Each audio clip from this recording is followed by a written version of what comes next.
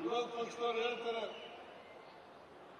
Guarantee ಯೋಜನೆಗಳನ್ನ ಕೊಟ್ಟು ಸಿದ್ದರಾಮಯ್ಯನವರ ಸರ್ಕಾರದಲ್ಲಿ ದುಡ್ಡಿಲ್ಲ. ದುಡ್ಡಿಲ್ಲದ್ರೆ 1250 ಕೋಟಿ ತರ ಕಾಯ್ದಿತ್ತ? ದುಡ್ಡಿಲ್ಲದ ತರ ಕಾಯ್ದಿತ್ತ? ಇನ್ನು ಯಾವತ್ತಾರು ಬರೀ ಕೈಗೆ ತೋರಿಸಿಲ್ಲ. ನೋಡಿ ಹೆಂಗೆ ಸುಳ್ಳು ಆರೋಪಗಳನ್ನು ಮಾಡ್ತಾರೆ. ದಯಮಾಡಿ ನೀವೆಲ್ಲ ಅರ್ಥ ಮಾಡ್ಕೋಬೇಕು. ಬಿಜೆಪಿಯವರು ಬರೀ ಸುಳ್ಳು ಹೇಳೋದು, ಸುಳ್ಳಿನ ಸರ್ದಾರರು. ಅವರ ಮನೆ ದೇವರೇ ಸುಳ್ಳು, ಅವರ ಮನೆ ದೇವರು ಸುಳ್ಳು. ನಾನು ನಿನ್ನೆ ಡಿ.ಕೆ. ಶಿವಕುಮಾರ್ ಅವರು ಮಾಧ್ಯಮದವರಿಗೆ ಸುದ್ದಿಗೋಷ್ಠಿಯನ್ನು ಮಾಡಿ ಹೇಳಿದು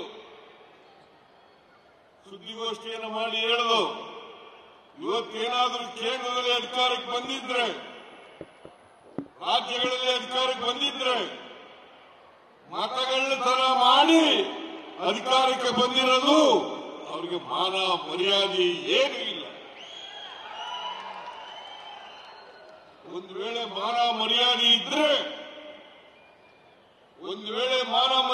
ಇದ್ರೆ ಅವರೆಲ್ಲರೂ ಕೂಡ ರಾಜೀನಾಮೆ ಕೊಟ್ಟು ಮನೆಗೆ ಹೋಗ್ಬೇಕು.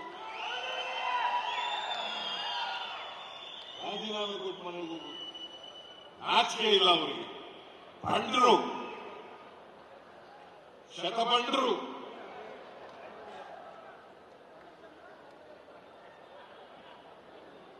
ಮತಗಳ್ಳತನ ಮಾಡಿರೋದು ಆದೇಪುರ, ಆಳಂದ, ಮಹಾರಾಷ್ಟ್ರ, ಹರಿಯಾಣ, ಕರ್ನಾಟಕ, ಮೊನ್ನೆ ಬಿಹಾರದಲ್ಲೂ ಮಾಡಿದ್ದಾರೆ.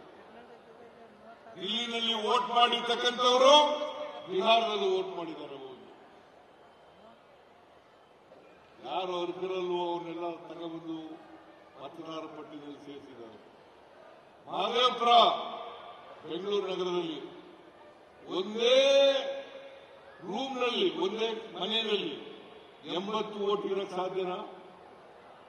ಹೇಳಪ್ಪ, ನೀವೇ ಹೇಳ್ರಿ ನೀವೇ.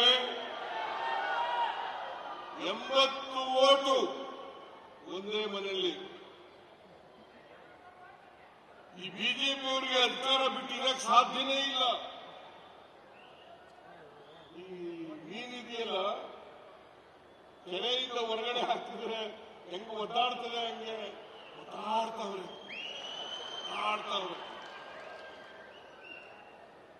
ಇಂಥ ಬಿಜೆಪಿ